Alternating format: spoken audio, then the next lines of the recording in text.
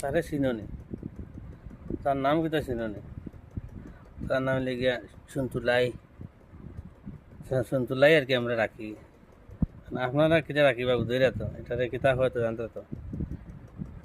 কিন্তু ছোটো থাকতে দেখতে, যে সময় দেখলা এই সময় উবাই উবাই চাইছিলা স্কুলে যেতে সময় আম গাছের তলে তৈছিলা আর বান্ধাকপির ভাতটা দিয়েছিল আর খাইতরা গাছ খাইতরা, উবাই উবাই দেখতে বড় ভালো লাগলো।